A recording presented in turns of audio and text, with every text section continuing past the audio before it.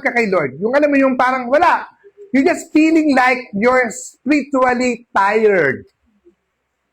Di ba? So, yan po ang tanong natin ngayong umaga.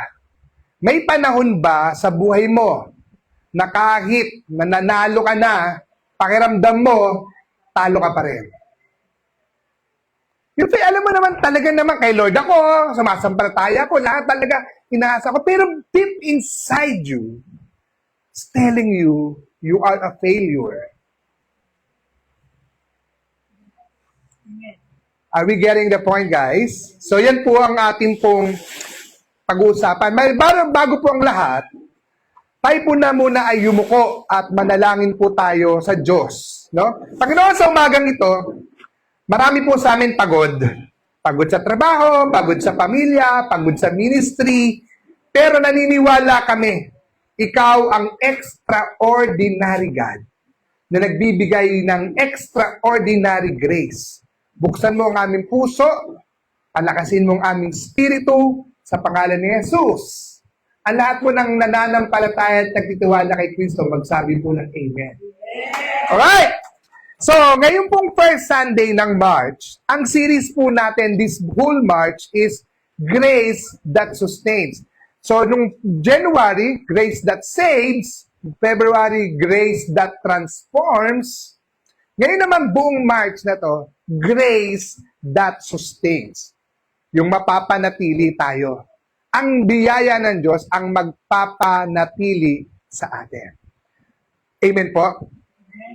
So, pag-usapan po natin ngayon ang ngayong umagang ito sa pagsimula ng serye, pag-usapan po natin isang propeta na ginamit ng Diyos ng powerfully. No? Pero dumating po siya sa point, sa gitna ng kanyang paglingkod. No? Siya po ay sumuko. Nag-give up. Halos parang sinukmo. So, ang title po natin ngayong umaga ay Elijah, God shows up when you're tired. No? Ang ating pong key verse, inviting you again to stand up as we give respect as we read the Bible passage for this morning. So, matatagpuan po natin sa unang hari, 19:4 hanggang 8. So, ngunit siya'y nagpapatuloy sa isang araw at sa napaglalakbay, naupo siya sa ilalim ng isang puno retama. At iniling na sana'y mamatay na siya. Sabi niya, sobra na po. Yahweh, kunin na po ninyo ang aking buhay. Sapagkat hindi ako agad, hindi ako higit kaysa sa aking mga ninuno. Pagkatapos, nahiga siya at nakatulog sa ilalim ng punong retama, ngunit ginising siya ng isang anghel. At sinabi, bumangon ka at kumain. Pagtingin niya, may tinapay na bagong luto sa ibabaw na mainit na bato. At isang sisidlang na tubig sa kanyang ulunan. Kumain siya at uminom at muling nahiga. Muling bumalik ang anghel at ni Yahweh at siya'y ginising at sinabi, bumangon ka at kumain. Sapagkat mahaba pa ang iyong lakbayin. Kaya sa bumangon, kumain, uminom, sa lakas ng pagkain iyon, naglakbay siya ng 40 araw at 40 gabi hanggang sa bundok ng Diyos sa Horeb. Pinagpala po ng Diyos. Oh, sorry po, di ko po nalipat. Sorry po. Ayan. Sorry. So, makapunta po tayo sa presensya ng Diyos. Amen? Dapat may nagsesenya sa akin. Kung ano, kasi nakatuon po kasi dito. Para kasing, hindi po. Medyo, pastor. Ganon. Yung sesenyas kayo ng ganyan. Okay? Sasabihin ko naman sa inyo, ganon, pag wala. Okay, so binasa natin, so ang title ng sermon ngayong umaga, Elijah, God shows when you're tired. Yan. So, bago natin husgahan si Elijah, no? Kailangan po natin maintindihan ang mundo na ginagalawan niya during this time. So, if you can still remember, kung natatandaan po ninyo, kung nandito po kayo last year pa, no? tinalakay po natin ito sa panahon din ganitong panahon, ang panahon nito ng ating pong pinag-aralan sa Kings, no? Somewhere in this time, pinag-aralan natin to. Natandaan po natin na ang Israel ay nahati po sa dalawang kaharian. Tama? If you can still remember, natatandaan po ba ninyo na ang Israel ay nahati sa dalawang kaharian? Kaya meron tayong Northern Kingdom and Southern Kingdom. Na kung saan yung ating pong Northern Kingdom, ito po yung Israel, no? Na kasi 12 po kasi ang tribo. Okay, there are 12 tribes of Judah o Israel. Yung 10 nagsama-sama, napunta sila sa Israel, and yung 2 lang nagsama, napunta sila sa Judah. Okay, yan po yun. So the Southern Kingdom. So si Elijah po ay propeta ng Northern Kingdom. Okay? Bagamat po sila hati, ang Diyos parehong gumagalaw sa parehong yan. So same time, sa kung ano nangyayari sa isa, ganun po halos pareho sila. Okay? Pero dito po, titingnan natin, para po kasing intindihan nyo, North Korea and South Korea, parang ganun. So nasa North Korea tayo. North Israel tayo. Northern Kingdom. So si Elijah po ay propeta. Tapos ang hari, remember that, di ba, pinungunahan sila ni Moises, isang leader, tapos nagkaroon ng judges, ng hukom, tama, tapos mga propeta, until humingi sila ng hari sa Diyos. Kaya po this time, may iba't ibang hari na dumaan sa Israel. And this time po, ang hari dito ay si King Ahab. Sino po? Ayan, si Ahab ang hari nila. So, yan po yung yan po yung isa po maiintindihan natin. So, dito po sa ating pong unang hari, 16:30, no? Sabi po diyan, higit siyang gumawa ng kasamaan kaysa sino mang unang hari ng Israel, at hindi to simpleng medyo makasalanan lang, ha? This was really a systemic evil. Pag systemic evil, parang inaano natin dito na systemic, no? Pag naririnig po natin, ibig sabihin nun, ito po ay talagang may mga kasunduan ng lahat. Para kumbaga, talagang siya, may mga, hindi lang siya nag-iisang masama, kundi may mga co-portrator siya. Parang gano'n. Tapos lahat tapos mga kasama niya, pareho, ginawa niya, sinusunod ng lahat. Ganun po siya, ganun katindi. Kasi ang Israel po, ganun po kasi nangyayari sa kanila. May pag haring mabait, na maka-Diyos, biglang papalitan na magiging haring sarili, sasamba sa ibang Diyos-Diyosan. So ito po si Ahab ay talagang napakasamang hari. Tinalikuran totally si Yahweh. Nakuha natin. So ang puso niya, wala kay Yahweh. Wala sa Diyos. So dito po, talagang isipin nyo na lang, kapag walang Diyos, ano papalit? Di puro kasamaan, di ba? So, dito po, makita natin dito, ang pinasok po niya yung Baal system. Okay, paliwanag ko sa inyo. So, dahil po si Ahab, no, nakapangasawa po siya ng isa pong ibang lahi. Okay? Naging reyna si Jezebel. Itong si Jezebel po, dahil napangasawa niya ay ibang lahi, no? Nagkaroon po sila ng kompromiso dahil mahal niya si Jezebel, kailangan yung kanilang Diyos na si Baal ay maging Diyos ng Israel. Remember, sabi ng Diyos sa kanila, wala silang ibang Diyos maliban kay Yahweh.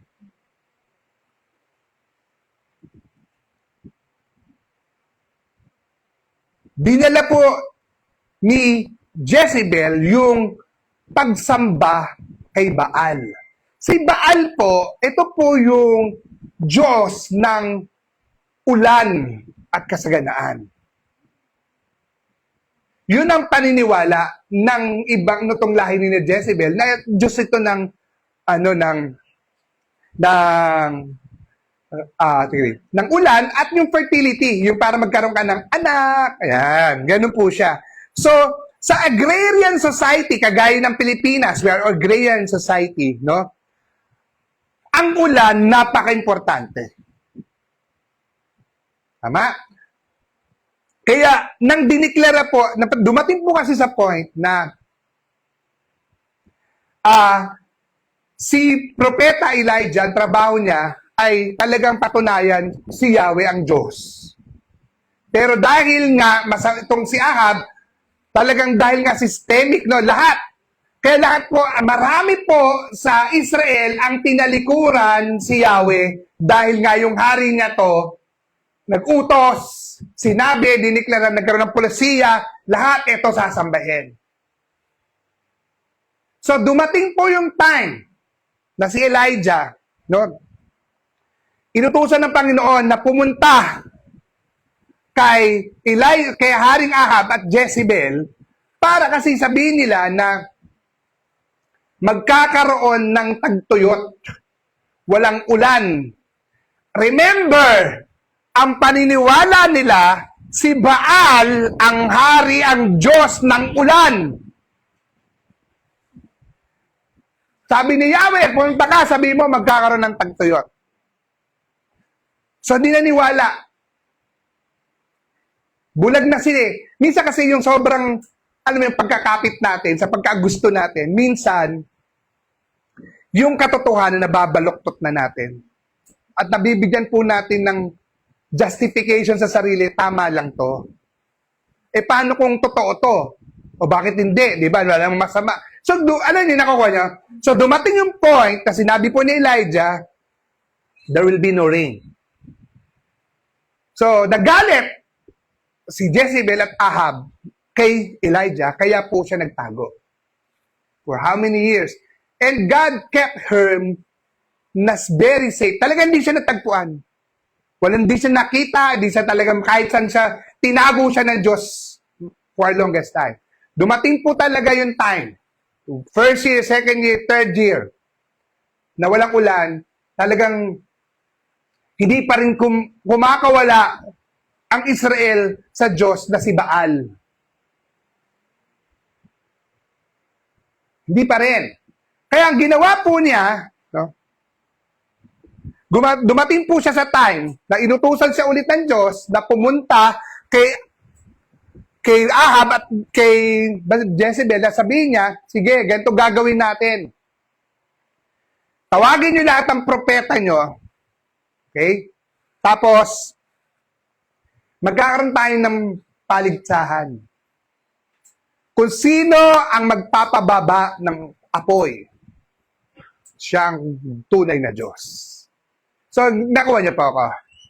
So, si Baal, meron siyang 450 prophets. Dami. Pero si Elijah, nag-iisang propeta ni Yahweh. So, 450 versus 1 Elijah, the prophet of God. So, maghapon, magdamag, naglalagay po sila ng altar. Okay? Sige, tumawag kayo kay Baal. Tapos talaga maghapon, siyempre, samba sila ng samba, tawag sila ng tawag. Sinasabi ni Elijah sa kanila na, naku, baka natutulog pa, lakasan nyo pa. Tumawag pa kayo, baka. So talaga maghapon, dumating po yung time na yung turn niya, ang ginawa ni Elijah, naglagay siya ng mga bato, tumpok siya ng para madambana, no? Para may alay. Ano yung ginawa niya? Di ba pag ang pansindi, para magsindi yung apoy, kailangan mo ng gasolina. Tama? Pag tubig, pwede? No. Si Elijah, binuhusan niya ng tubig.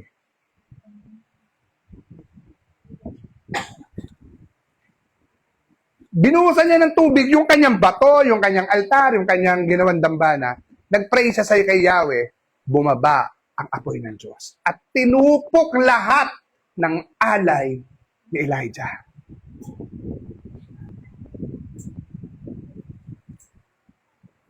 Kaya nang makita ito ng buong bayan, sabi sa unang hari, 18:39,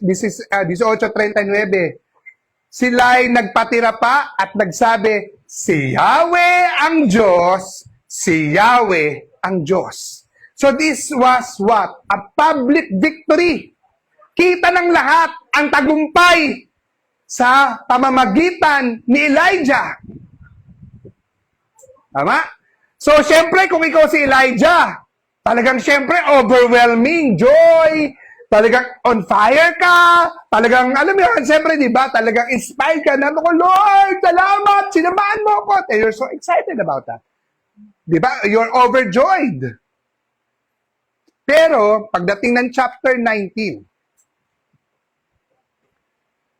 kasi alam niyo po ba nangyari, na, sa palagay ninyo na, ano nangyari kay Jezebel at kay Ahab? Sumamba ba sila kay Yahweh? No. Lalo silang nagalit. Si Jezebel lalong nagalit kay Elijah. At gusto siyang patayin. Pakita niyo, sa chapter 18, there was fire. And chapter 19, nagkaroon ng takot. Natakot si Elijah. Nakuha natin, natakot siya. Kaya po, si Elijah, dahil na sobrang, isipin nyo, for how many years, tinago siya ng Diyos. Naranasan niya kung paano siya iningatan. Naranasan niya kung paano siya di pinabayaan ng Diyos. Tapos nagkaroon siya ng tagumpay sa laban. Pero pagkatapos, napagod siya. So ano ginawa niya? Naglakbay siya ng 40 araw at 40 gabi. So, dilakbay niya ang Beersheba papunta sa Horeb. Yung Horeb, if you can still remember, ito po yung bundok ng Sinai. Yung Horeb na sinasabi dito, ito po yung bundok ng Sinai. Ano yung bundok ng Sinai? Natatandaan niyo po ba? Wala pa rin. Nalungkot naman ako doon. Yung Sinai, hindi po yan yung pagka yung gustong kumain ng kanin, magsisinay kayo. Hindi po. Yung Sinai po, yan po yung bundok na kung saan yung mga Israelita lumabas sa Ehipto at sila'y tumigil doon upang ibigay ng Diyos ang 10 utos niya. Doon nila na-encounter, si Moses, doon nila na-encounter. Remember that, nakuha nyo. Doon din kinatagpo si Moses at kinausap utusan para iligtas. So this is really a significant mountain kung saan yung tipan ng Diyos, doon nila natamo. Kuha natin. Naintindihan natin. So, dahil sa sobrang pagod ni Elijah, hinanap niya ang presensya ng Diyos. Nakukuha natin. So, gusto ko yan, para pagpunta natin, alam niyo yung pinag-uusapan natin. Nakuha natin yung background. Nakita natin yung konteksto ng pinag-aaralan natin. So, kaya po si Elijah, nagpunta doon, parang sinasabi niya po, Lord, ano na ang nangyari sa tipan mo? Nakuha natin, parang kine-question na niya ang Diyos. Meron silang kasunduan na poprotektahan. Nakakuha niyo po ako? Ang feeling kasi dito ni Elijah, parang siya na lang ang natitiwala doon, kumakapit doon sa tipan. Parang lahat ng mga Israelita, mga kababayan niya, yung mga kapwa niya, no, wala na. Ano na kami? Parang nasan na kami? Nakuha niyo po ako. Are you getting the point now? So this was not just actually personal depression. It was really a covenant crisis. Parang alam mo yun na nga lang natitira niyang pakapitan, yung pangako ng Diyos na yon. Parang unti-unti nang sa kanya, he's now drifting away doon sa pangako ng Diyos. Kuha. Tapos na po tayo, magsiuwi na po tayo lahat. Okay? So, nakita natin, So, punta po tayo sa unang point. So, tandaan natin, so kung gano'n, nakita natin, gusto ko po makikita natin that even faithful servants get tired. Kahit sinong, gaano ka pa katapat, gaano ka pa ka-excited, o gaano ka ka-on fire, kung gaano ka kasigasig at talagang do or die ka kay Lord, nakakaranas tayo ng pagkapagod. Sabi po sa unang hari, 19:4, binasa natin kanina. Sabi niya, ngunit siya'y nagpatuloy sa ilang ng isang araw ng paglalakbay, tapos naupo siya sa ilalim ng isang puno ng ritama at hiniling na sana'y mamatay na siya. Sabi niya, sobra na po, Yahweh. Kunin niyo na po ang aking buhay. Sapagkat hindi ako higit kaysa sa aking ninuno. Mga kapatid, pansinin po natin, no? Yung progression. No? Ano yung yung paglaki ng mga sinasabi niya. So si Elijah, naglakbay papunta sa ilang, so sa wilderness, di ba? Yun yung tinahak nila. Naupo siya, humiga siya, at humiling siya'y mamatay. So, tandaan natin, hindi to overnight collapse. Hindi to basta lang naisipan, yung parang biglang na lang nangyari. Ito po ay accumulated. Pag sinabi natin, sabi nga natin accumulated. Pag sinabi pong accumulated, dagdag. Patong-patong. So, yung pagkapagod niya, di ba yun? So, napatungan pa ng panibagong pagod. Tapos nang napatungan pa ng panibago pang pagod. So nag-build up ang tawag natin doon. Kuha. Alam niyo po, gusto ko makita nito yung contextual insight, no? Itong propeta na to na si Elijah, siya rin po yung propeta na nalangin na tumigil ang ulan. Remember? Siya yung nagsabi, tumigil ang sabi. Sabi niya, Lord, patigilin ang ulan. Tumigil ang ulan. For how many years? For 4 years. There was no rain. At siya rin yung bumuhay. Alam niyo po ba, if you will read his story, meron siyang karanasan na isang widow, isang balo, na patay na yung anak. At nakaranas po siya ng himala ng pagkabuhay ng patay. At ito rin yung propeta na tumayo na mag-isa sa laban ng 450 prophets. Nakita yung apoy na bumagsak mula sa langit. So the same prophet ang pinag-uusapan natin. Yung kinekwento natin ngayon na pagod, yan din yung propeta na yon. Ngayon, nasa na yung propeta na to? Nasa ilalim ng punong retama. Alam niyo po, wala kasi akong eksaktong mailarawan kung paano itong puno ng retama na to. Ang pinakamalapit na naiisip ko, yung malunggay. Sige nga, sumilong ka sa punong ng malunggay, anong lilong ang makukuha mo? Anong tibay na makukuha mo? Anong pagkain na makukuha mo? Well, dahon-dahon ka. Nawa mo? Are we getting the point, guys? So, nandun siya sa puno ng ganon.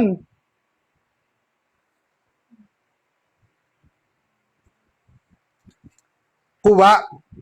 So, alam natin, nagsipin nyo, walang shade, walang protection. Ito po ay simbolo ng tinatawag nating isolation. Yung isolation, yung paglayo sa karamihan na ikaw ay nag-iisa ka lang. We call that isolation. Sabi nga natin, yung inilayo mo ang sarili mo at nagmumukmuk ka na mag-isa at nagwawalling ka na lang. Kawawa ako.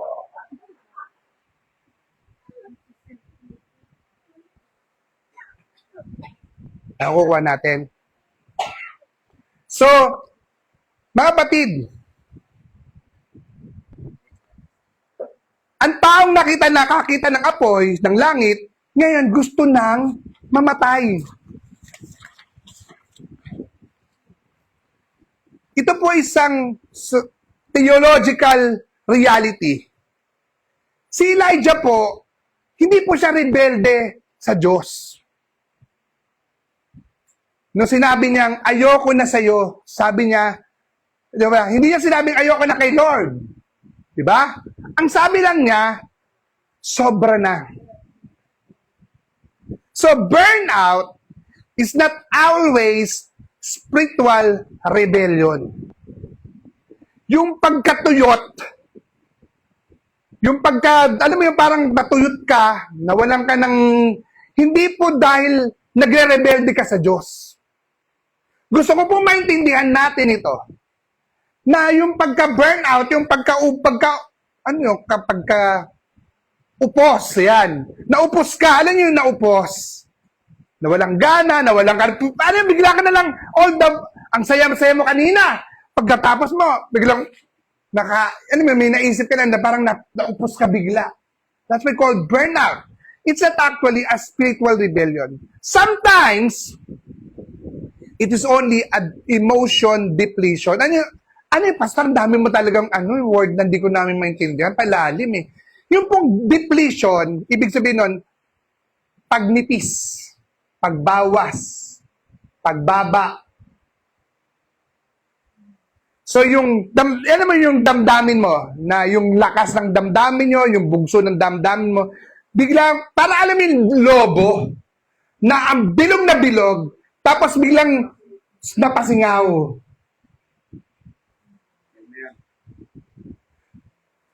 Nawa natin? So, yun po yung illustration natin ng depletion. So, mga kapatid, importante po na makita natin ito. Ang Biblia, hindi tinatago ang kahinaan ng mga lingkod ng Diyos. Nakita natin? Ang Biblia, pwede kasing, wag na lang itong ilagay eh. Pero ang Bible, hindi naging, strict. Hindi ni-restrict na ipalabas o ipakita, ihayag yung kahinaan ng lingkod ng Diyos.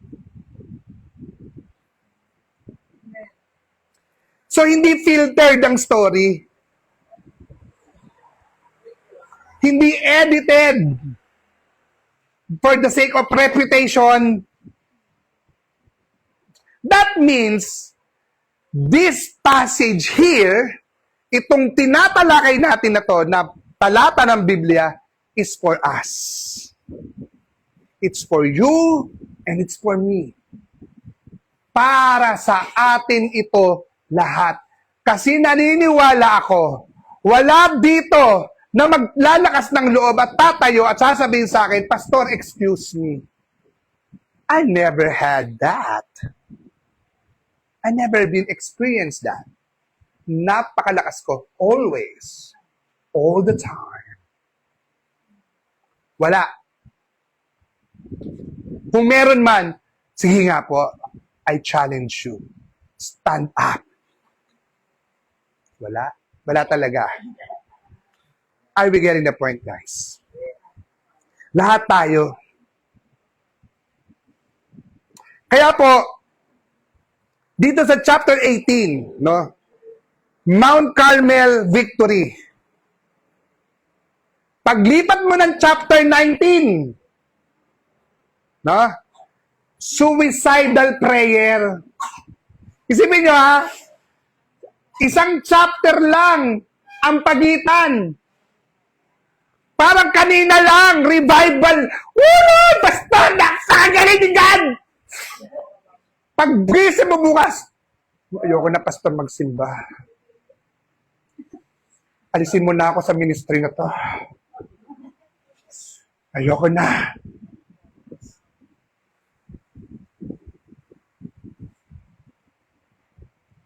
Naiintindihan natin? Nakaka-relate po ba ang lahat? Magsabi ng amen ang nakaka-relate. So, yung spiritual adrenaline natin, nagkaroon ng expiration date. Expired.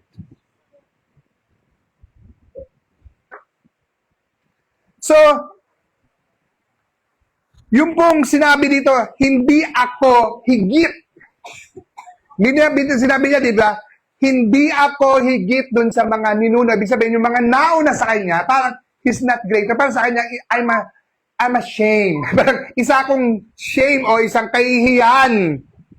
Kasi mahina ako, hindi ko natalo. Hindi ko nabago ang puso nitong si Ahab at si Jezebel na to. Hindi ko nabago ang sitwasyon ng Israel. So, nagkaroon po ng tinatawag na identity fatigue. So, ang nakita na niya ay ang kanyang sarili. Yan ang problem, guys. Kapag ang nakita mo na, o yung feelings mo, di ba, nakaka-feel tayo ng gano'n. Ang problema doon, hindi problema yung feeling na yun. The problem, if you now ginawa mo na siyang identity.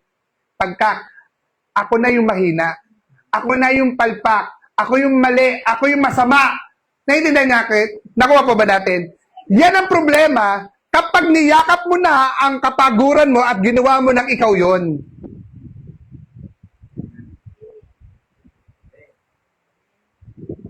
Nakuha natin. Sabi niya, sapagkat hindi ako higit kaysa sa aking mga ninuno. Parang sinasabi niya, Lord, wala rin pong nabago. Hindi ko na fix ang Israel. Hindi rin ako espesyal. So nagkaroon po ng comparison fatigue. He's now starting to compare himself to others. Yan ang problema. So kapag naging identity mo na, niyakap mo na ikaw yung palpak, hindi kasi ako kasing galing ni. Yung mga leader na yan, kasi ako talagang hindi ako katulad na nila. Kasi sila, mga ano sila eh. Ako hindi eh. Kaya yung pa yung magpapalalim dyan mga kapatid, if you're now starting to compare yourself to others, para na po kayo nagkukumpara ng orange at apple. Na hindi pwede silang ikumpara dahil iba si orange, iba si apple.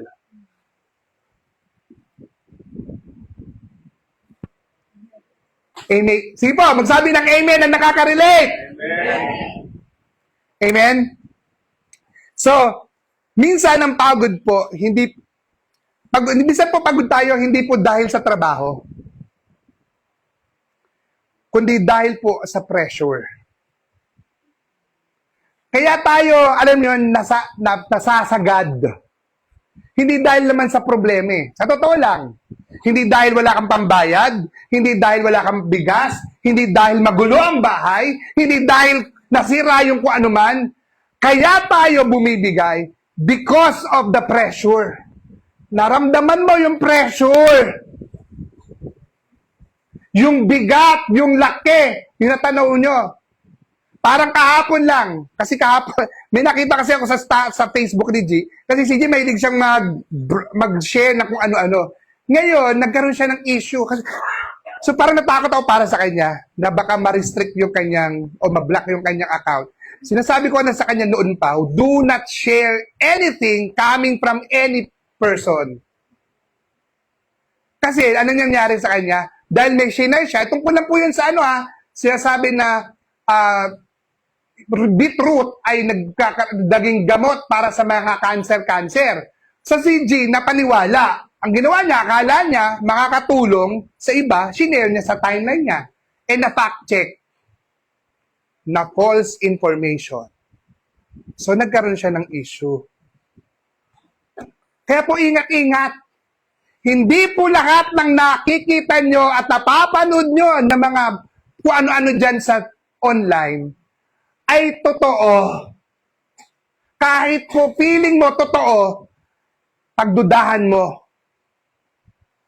Huwag mo nang i-share. Better not to share. Sabi ko sa kanya, nung ko pa po yung binabawalan, okay. So, bakit ko po nabanggit yun? Kasi, na-pressure po ako eh. Kasi kung kailangan gumawa na tayo ng paraan. Kasi kailangan maunahan natin. Ganun po. So, dumating po, natapos ka, dami namin ginawa. Marami ko tinulong sa kanya. Ay, sa kanya, ay, naku, Anthony, alam mo, akala ko naman restricted. Nakuha niyo ako. Kung minsan talaga, kaya tayo nagiging ganon, just because we feel the pressure.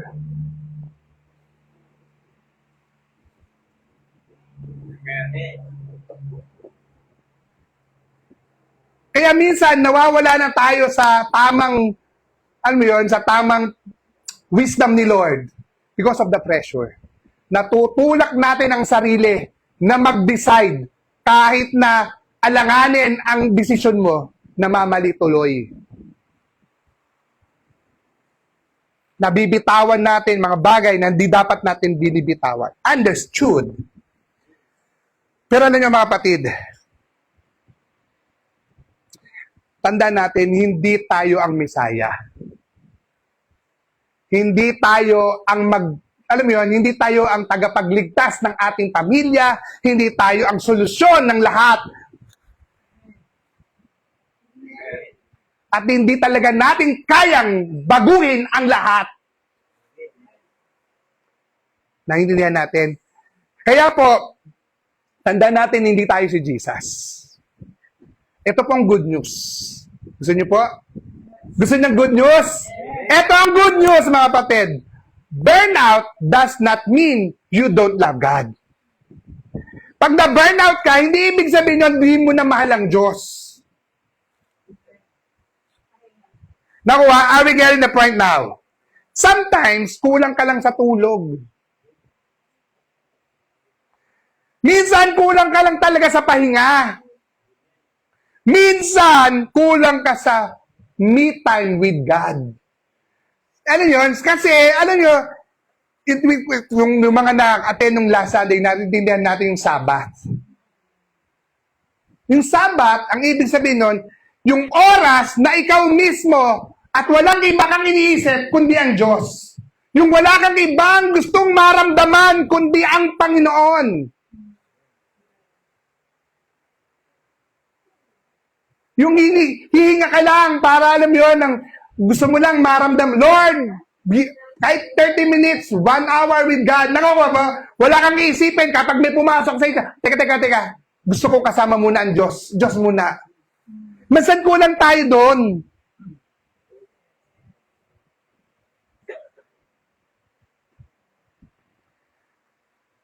Kulang tayo sa silence. Minsan, alam nyo ba, minsan ang pinaka-spiritual na gawin, matulog. Kaya ako alam nyo, pag halimbawa talagang ayoko muna mag-isip. Ayoko muna ng mga kung ano-ano. Itutulog ko muna ito.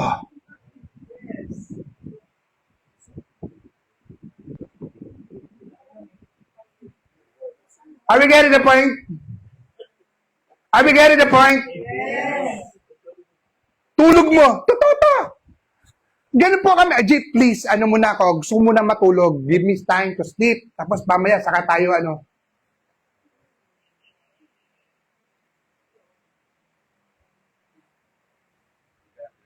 Yes! May mga nag-message sa akin po dati. Hindi po dito Doon pa nasa floodway po ako. Baka isipin nyo, dito na naman. Pastor, sabi niya, pagod na po ako sa spiritual warfare. Pakikilaban ng spiritual. Tinanong ako, tinanong ko po siya, anong oras ka ba natulog? Kasi 2 a.m. po, nag-Netflix po ako So mga kapatid, tandaan natin, alam nyo ba, hindi po lahat ng laban, demonyo agad. Minsan, wifi.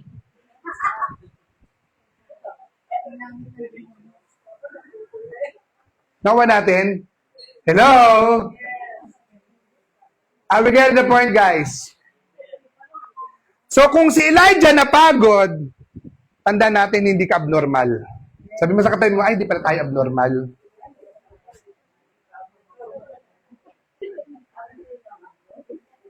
Kung ikaw po yung leader, o discipler, o parent, malugulang ka, o worship team ka, o simpleng manggagawa ka dito sa church at pagod ka, hindi po ibig sabihin wala ka ng faith. It only means you are a human. Tao ka.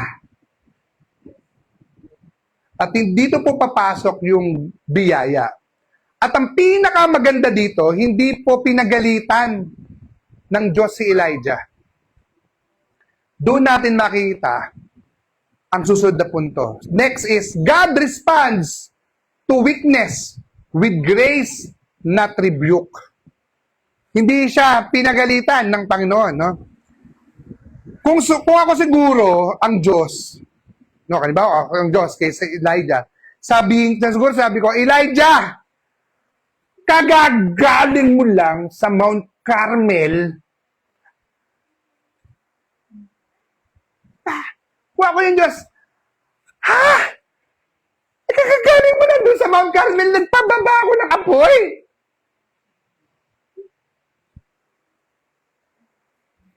Pero hindi po ganoon ang Diyos. Hindi ganoon ang Diyos natin. Tingnan po natin. Verse 5. Pagkatapos, nahiga siya at nakatulog sa ilalim ng punong retama. Ngunit ginising siya ng isang anghel at sinabi, bumangon ka at kumain. Amen po. Sundan natin. Sabi niya, pagtingin niya, may tinapay na bagong luto sa ibabaw ng mainit na bato at isang sisidlan ng tubig sa kanyang ulunan.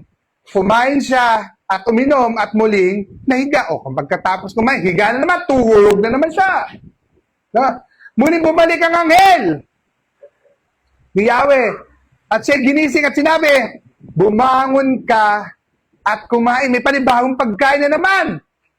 Sapagkat mahaba pa ang iyong lalakbayin. Huwag po natin. Susundan po.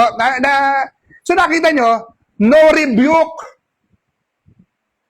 Kundi provision. Sabi nga natin, walang sermon, walang lecture, walang nasaan ang pananampalataya mo. Ako po, ang problema, parang wala kang pananampalataya. Diba, sabi ng pastor natin, Pogi, manampalataya lang. Sampal ba naman magago ng Diyos? Walang ganon. Walang ganon. Amen. Ano po ginawa ng Diyos? Ang unang ginawa ng Diyos, pinatulog si Elijah.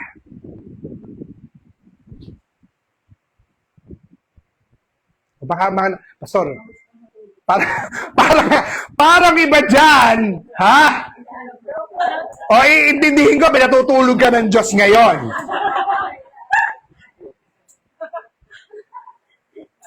Mamaya po ang pagkain. Ngayon, tulog muna, mamaya pagkain. Okay. Di ba? Tulog, then pagkain. Napaka-importante po to theologically. Kasi, tandaan natin, before correction, bago siya i-correct, provision muna. Bago ang assignment, may bago siya binigyan ng panibagong gagawin, pinanumbalik muna siya, restoration. So, grace, yung biyaya, yun ang nagsustina sa kanya bago mag-resume ang kanyang bagong misyon.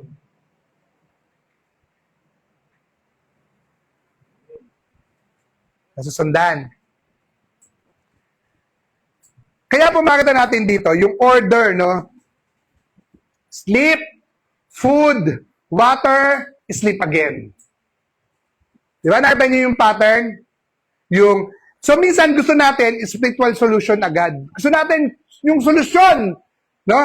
Pero ang Diyos, napaka-holistic. Hindi lang siya spiritual concern, God. No?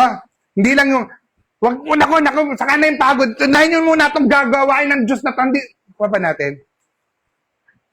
Hindi yan sinabing, minsan gusto natin sabihin kasi yung mag-fasting ka muna.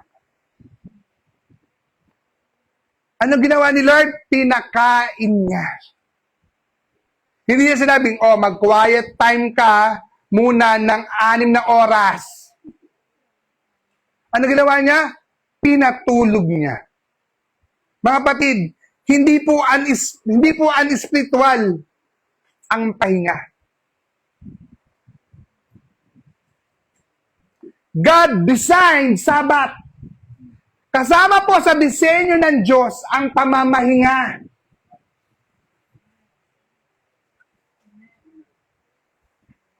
Kasama sa disenyo ng Diyos yan. Kaya 6 na araw, nilikha niya ang lahat at pagdating ng 7 araw, ang Diyos na mahinga.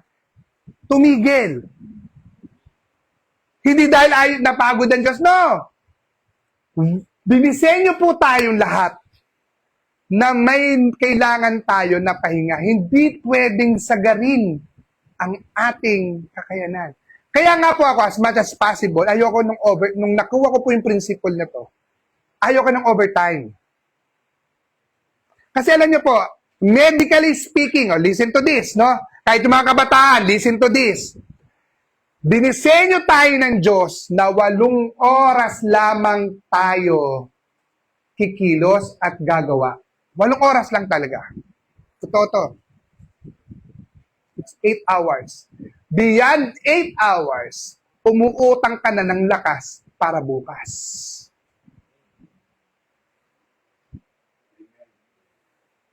Kaya dinisenyo rin po tayo 8 hours sleep lang.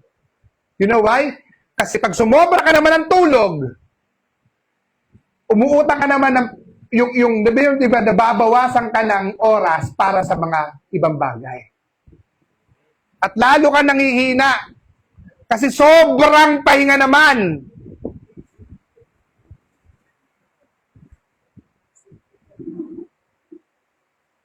Kasi yung dapat na lakas, hindi mo na nagamit.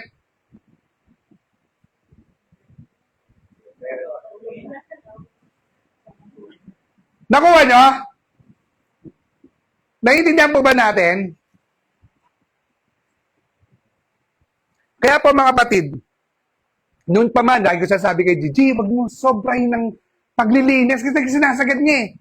O tinan nyo, pagtandaan nyo, hindi nyo napansin? Hindi nyo napansin? Nung tumanda tayo, sinagad natin nung kabataan tayo. Kung saan tayo nagpupunta, magpupuyat. Saan natin nilagay yung lakas natin? Kaya pagdating ng panahon, pagtanda natin, sinisingil tayo.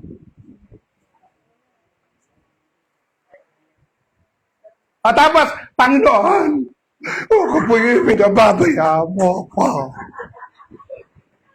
Bakit nagkaroon ako ng ganito, Lord? Ba't niyo po pinahintulutan? Paano naman?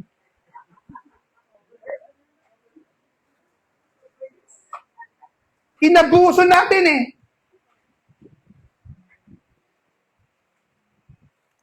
Naiintindihan po ba natin, mga kapatid?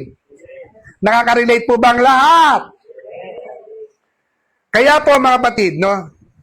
Muli pong bumalik ang anghel. Ayan. So, twice siyang ginising. Hindi po isang beses lang, mga kapatid, no? Hindi isang beses lang. Makita po natin dito, grace is patient. Pasensyoso ang biyaya ng Diyos. Hindi po, sinabi ng Diyos, last chance lang Isang pahinga lang Di ganun. Bumalik siya. That means, when you are weak, kapag po tayo mahina, God does not withdraw. Hindi nila, kanyo? Mahina, weak. Diyan ka na nga. Weak ka pa. Naiintindihan po ba natin? Hindi. Ang ginawa ng Diyos, He moves closer. Kaya po, sabi diba, sorry pa rito pa lang tayo. Di ba sabi diyan, mahaba pa, saan ba yun? Sabi, mahaba pa ang iyong lalakbayin. Verse 7. Sapagkat, sabi niya, di ba? So, hindi sinabi ng Diyos, o tama ka, tapos na. Tapos ka na. Ang pagod mo, hindi po katapusan ng calling mo. Tandaan natin yon. Kapag napagod tayo, hindi yan katapusan. Para feeling na kung baka sabi ni Pastor, ay ko po,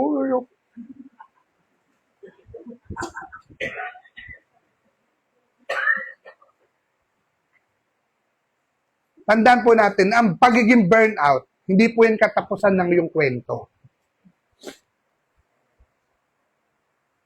It's just a pause.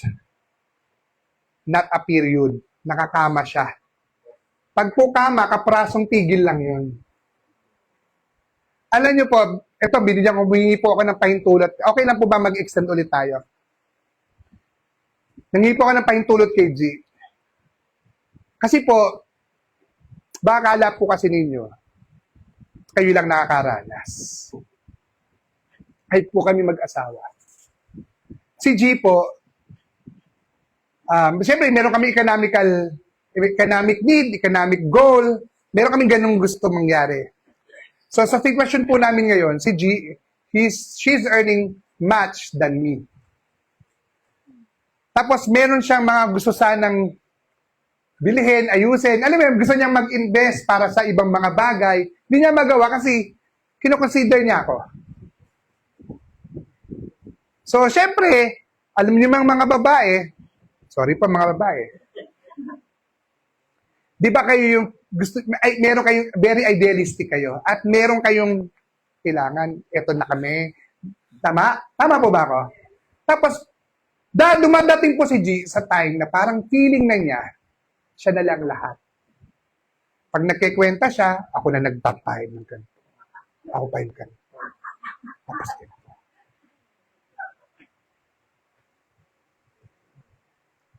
So, one time po, dito man po, hindi man po one time dito, madalas po nangyayari sa amin. Pero ang pinaka-recent itong last week, itong past 2 weeks, isang Tuesday, 17, tama, yung February 17. Umagay, ang saya pa namin kasi holiday. Bigla may napag-usapan kami, naalala niya, kasi si G, in-encourage siya ako mag-VA, humanap ng sideline.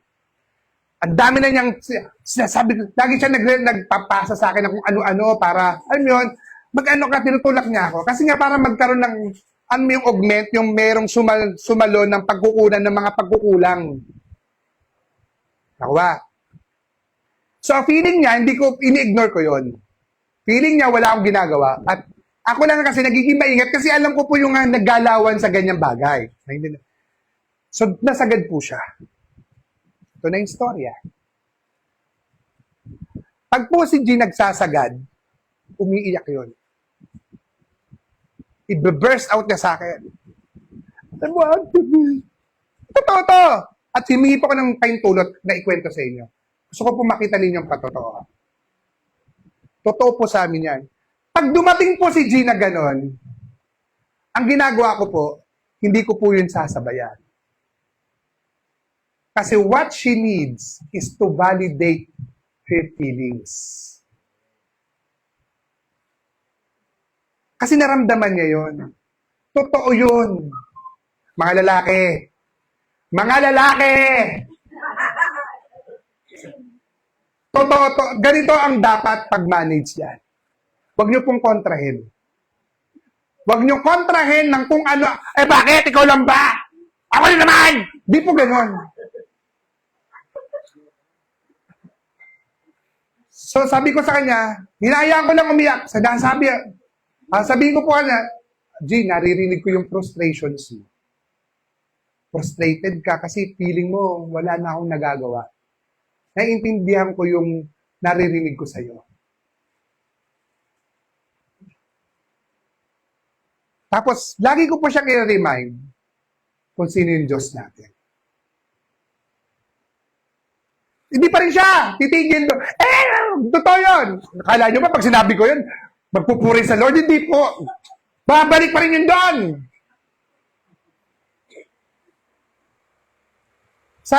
Kaya po mangyayari po sa amin, unti-unti po siya magda-die down.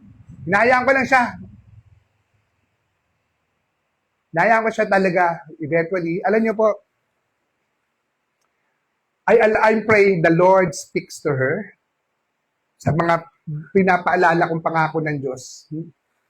Makonect siya sa Panginoon. That's my goal. At gusto ko maramdaman niya, pantay kami. Nandun din ako sa nararamdaman niya. Kapartner niya ako. Nakuha niya ako? No. Nakuha niya ako. Dumadating po kami. So, alam niyo po yung 70 na yon, ng gabi na yon. Siyempre ako rin, hindi niya lang alam. Siyempre may sakit na ako sa puso, di ba? Pag po ganon, talagang yung damdamin ko rin naapektuhan bilang tao. So, nagpe-pray din ako para sa sarili ko, no? Hindi ko, ano ko to. Kasi hindi ko kaya eh.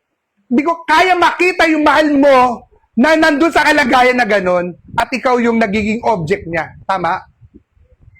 So, I'm praying. Alam niyo po, hinahanap po ang Diyos mo nasan doon. Lagi ko pong ganon, Lord, nasan ka sa sitwasyon nito? You know what God did? May tumawag sa akin. Biglang may call. Inaplayan ko pala na VA. Tapos, eto yung hindi pa tapos sa kwento. Medyo mahaba to, pero pardon me ha, para nyo ng awa. Gusto ko kasing mag-minister sa inyo, mga kapatid. Gusto kong makita ninyo na kahit kami mga pastor na matagal na sa pananampalataya, inaatake ng ganito. And it is real. Alam nyo nangyari? Tumawag.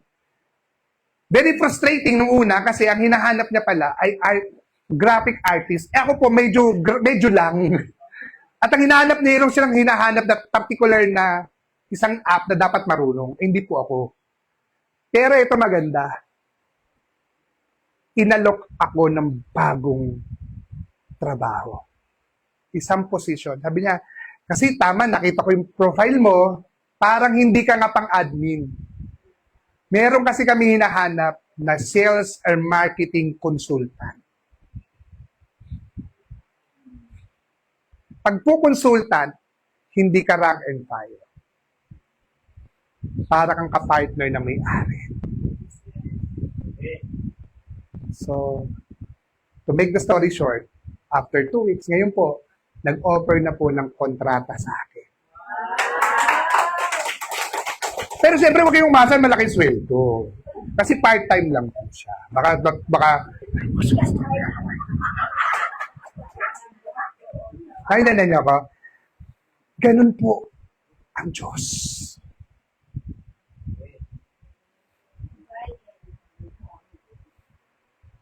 Ganun katindi ang Diyos.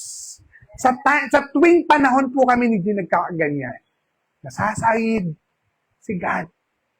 May ginagawa sa likod ng mga bagay. Can we say amen to that? Can we say amen to that? Kaya po, Christ-centered, sa wilderness, si Elijah pinakain ng tinapay. Sa New Testament, si Jesus po ang bread of life. Amen? Kapag po tayo ay spiritually exhausted, si Christ mismo ang magsusustena sa atin. Siya ang magpapanatili sa atin. Kung nananatili tayo sa Kanya, mananatili siya sa atin. Kung mananatili tayo sa salita ng Diyos, mananatili ang Diyos sa ating buhay. Amen? Amen? Kaya kung pagod ka, huwag kang mahiyang magpahinga. Tandaan po natin, no? Huwag mong isipin na disappointed ang Diyos sa'yo. Huwag niyo pong isipin na huwag niyo interpret ang pagod bilang rejection. Yung parehong Diyos na nagsugo po ng apoy kay Elijah, sometimes greater miracle is not fire from heaven, but the strength for tomorrow. Amen? Minsan gusto kasi natin yung fire revival, yung alam mo yung parang gusto natin talagang kitang-kita, talagang bombastic na himala, no? Pero alam nyo po, ang kailangan mo ngayon ay rise revival. Hindi fire revival. Amen? Hindi ka lang kulang sa anointing. Baka kulang ka lang sa lunch. Kain ka muna. Kung kayo ay medyo na burnout na mag-asawa, mag-date kayo sa labas. Totoo to. Minsan ginagawa namin ni G. Totoo to. Pumalabas, we spend time together. Kasi minsan medyo nakaka-strain, ano yun? Pag medyo naging, di-date kami. Just to rekindle the fire. Hello. Kapag medyo parang nasusuya ka na sa mukha ng asawa mo, medyo, patanga tayo mo muna. Punta kayo sa dati yung pinupuntahan na masaya kayo. At muli yung ibalik. Muling ibalik ang tamis ng pag-ibig. Muling pabigyan ng tibok ng... Di totoo to. Medyo parang mukhang corny, no? Pero it helps.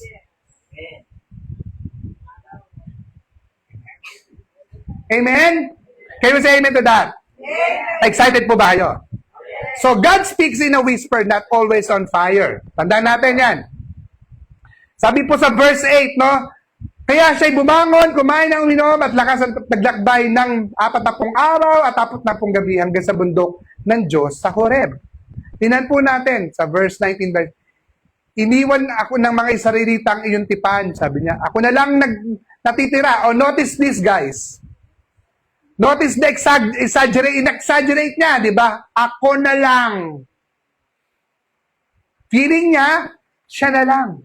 So this was emotional exhaustion. Na-distort ang kanyang pananaw.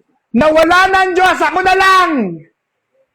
Parang ako na lang ang nagbubuhat sa pamilyang ito. Parang ako na lang Ako na lang lahat. Ako na lang tinatawag met-met. Tinatsat ako ni Pastor. Ako na lang.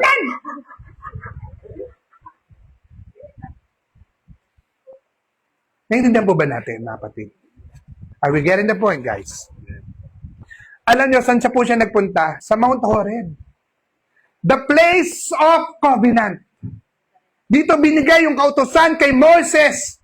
Dito nakipagtipan ng Diyos sa Israel. So when Elijah arrived when Elijah arrived there, dumating siya doon, parang bumalik siya sa pundasyon. Kaya nga sabi ko sa inyo, kapag kayo medyo parang na uupos, balik tayo sa first love natin kay God. Amen? So, tingnan natin yung dramatic theophany dito, no? Sa verse 12, sabi nga din, 11-12.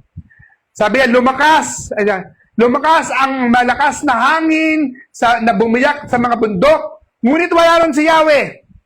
Pagkatapos ng hangin, may lindol. Ngunit wala ron si Yahweh. Pagkatapos ng lindol, may apoy. Wala ron si Yahweh. Pagkatapos ng apoy, may isang banayad at mahinang tinig. So nakita natin, may malakas na hangin, lindol, apoy. Very evidential.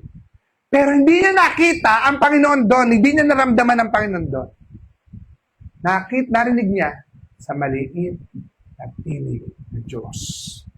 Naintindihan po ba natin to?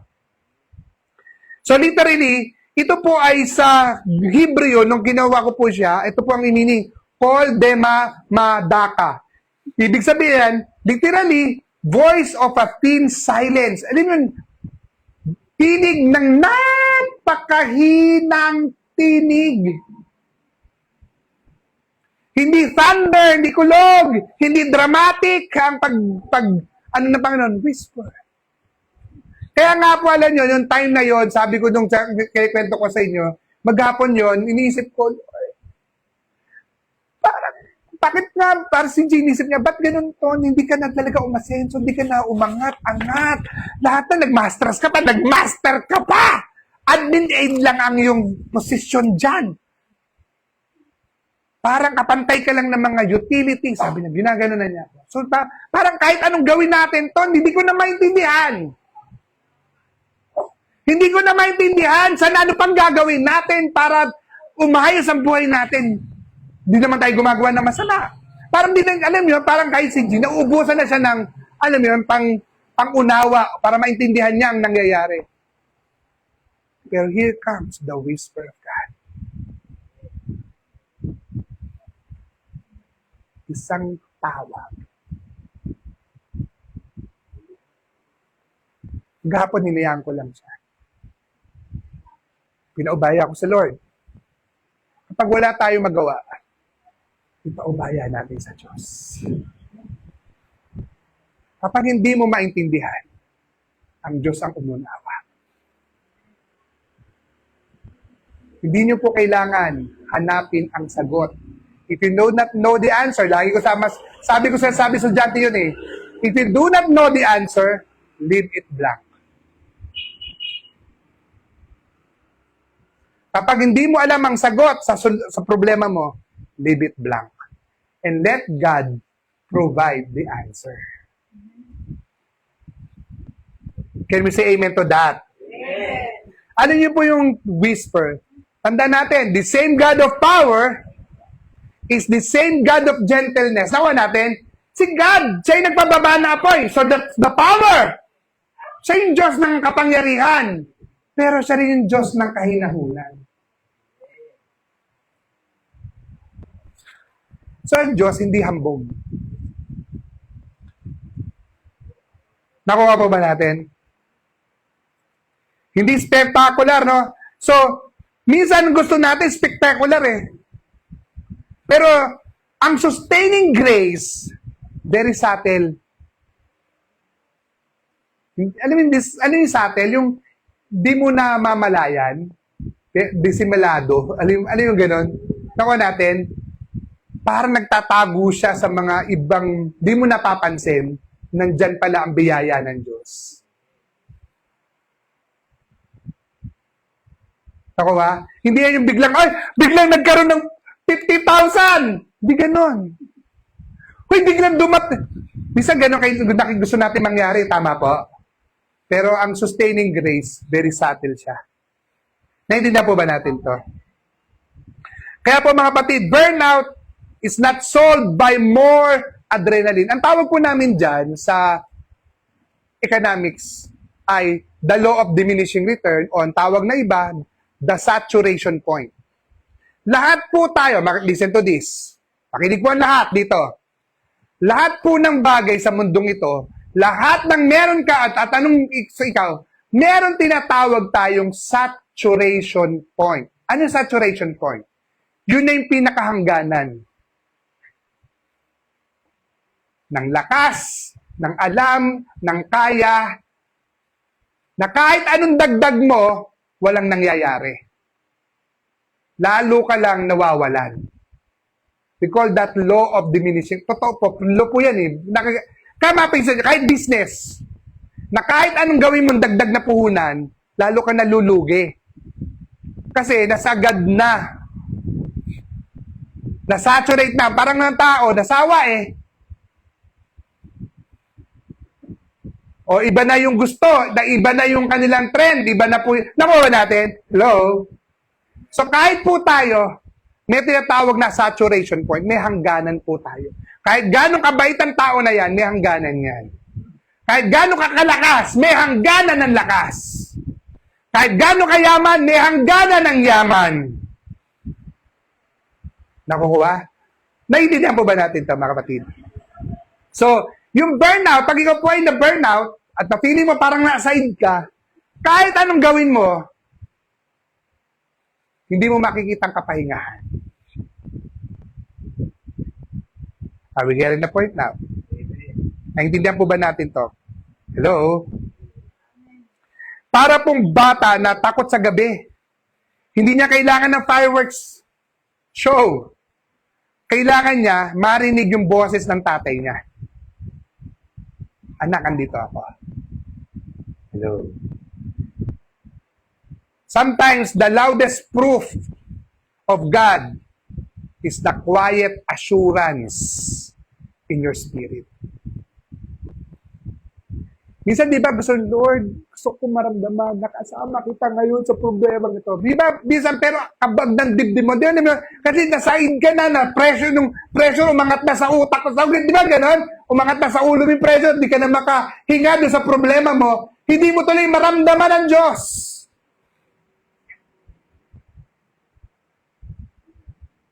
Pero minsan, yung proof na nakasama mo ang Diyos, nandun po yun sa tahimik na spirito. So, kailangan mo lang, Lord, alam mo ginagawa ko po pag ganun na kami? Tumatahimik. And allow the Lord to fill me with His presence. Sapat na maramdaman ko at maalala ko kung sino ang Diyos sa buhay ko. Amen? Amen? Kaya ho, pinupuno natin ang mga bagay, reference point. Tawag natin, reference point.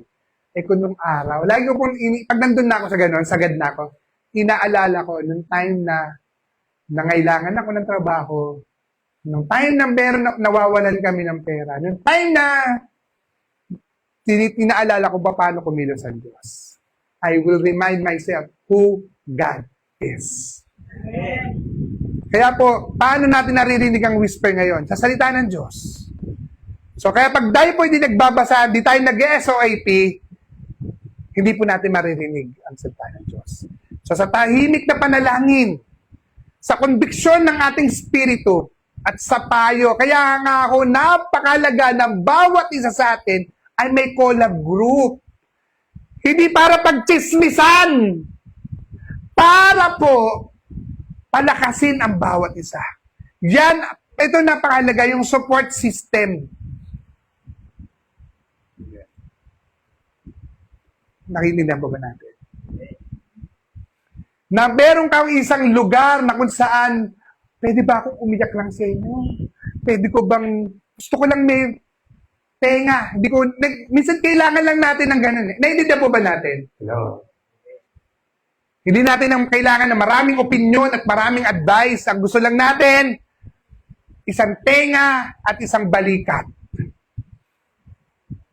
Amen? Yung mapagsasabihan ka na, napapagod na ako sa trabaho. Ano yung pagkasabi nyo yun? Narilis ka. At hindi natin kailangan alamin, bakit ka napagod? Amen? So, alam nyo po, batid, sa New Testament, si Jesus ang tinawag nating salita, the Logos. Hindi siya dumating na sa may lindol, ipinanganak siya saan? Sa sabsaban. Kaya po, whisper grace. Yan po ang tinatawag nating whisper grace. At pagkatapos ng whisper, hindi po baka nagharap kayo ng whisper ngayon. Hindi po. Wala po tayong whisper with wings. No? God renews purpose in the middle of weariness. Sa pag po tayo ay nawawala na nung nalilito na sa buhay. At sinabi po niya sa kanya, ni Yahweh, bumalik ka sa iyong dinaanan patungo sa ilang Damasco. Pagdating mo roon, pahiran mo ng si mong hari sa Syria, si Hazael, pahiran mo ng hari ng Israel, si Jehu, at pahiran mo ng propeta na maghahalili sa iyo, si Eliseo. Nakita natin may tatlong bagay ipinagawa sa kanya ang Diyos. Political change, binago ang hari. Para matapos ang problema niya, pinalitan ng Diyos si Ahab. Sa kabila, si Jehu, national reform. At siya, dahil para di niya feeling siya lang, binigyan siya ng hahalili sa kanya. Kaya mga kapatid, ihanda natin ang sarili. Hindi ko mo tayo ngayon, wala naman, di man ako kinuha ni Pastor na leader. Hindi naman ako inano niya. Lahat po tayo ay posible na pag napagod ito, pag ito nangailangan tayo, kayo bawat isa ay ihahanda ng Diyos sa darating na panahon. Di ba? O parang basketball. Kaya nga meron tayong mga reserba, mga nasa bench. Tama? May substitute.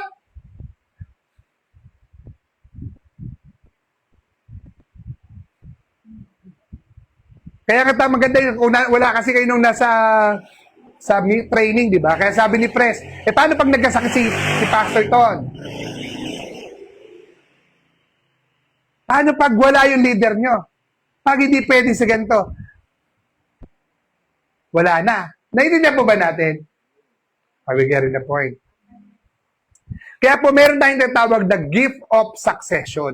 Kaya po, sa church natin, ganun yung disenyo. We train, yung binabaibos-sabihan natin, maging trainer sila, at yung mga leader na, magko-coach, magre-raise tayo ng mga ka-team natin para may succession. Hello. Biblical po yun. Para pag napagod tayo, merong, di ba, minsan talaga nasaside ka. Pwede ba ikaw na muna malinis sa akin? Naintindihan? So, extraordinary living starts with an extraordinary God. So, ang mission po ni God, hindi nakatali sa emotional weather natin. Hindi dahil sa pakiramdam mo. Okay? Parang relay race. Pagod na yung isang runner, hindi ibig sabihin tapos na ang laban. Ipinapasa ito sa susunod na bato. Tama po? So si Elijah, hinanda niya po yung prophetic way ng succession. Sa New Testament po kasi, si John the Baptist, ang dumating na sa espiritu na at kapangyarihan ni Elijah. So sino po ang dinala ni John? Si Jesus. Kuha natin. So kung kapagod ka ngayon mga kapatid, huwag mo isipin tapos na ang lahat. Huwag mo isipin na wala nang silbi ang calling mo. Huwag mong isipin na ikaw lang. God may be repositioning you, not replacing you. God may be, si Lord po, ang siyang magpapalit, hindi po kayo papalitan ng Lord dahil, ay, pagurin pa ito. Hindi po ganoon ang Diyos. Kamapatid, tandaan po natin, hindi po tayo iiwanan ng Diyos. Lagi po tayong katatagpuin na Panginoon. So church, listen carefully. Hindi tayo tinawag ng Diyos. Hindi dahil sa nakapapagod ka. Ay, tinatawag ka niya dahil siya ay hindi napapagod. Amen? Hindi ka sustained dahil po tayo ay malakas. Sustained ka kasi siya ang nagbibigay ng lakas. Hindi nagtatapos ang misyon ni Jesus dahil pagod ang isang leader. Isang parent, isang worker. The mission continues because the Spirit sustains us. Kaya tanong ngayon, hindi po, pagod ka na? Ang tanong ay, tatanggapin mo ba yung grace na nagbibigay ng lakas? Because the same God who sustained Elijah is the same God who lives in us through the Holy Spirit. Amen po. Manalangin po tayo mga kapatid.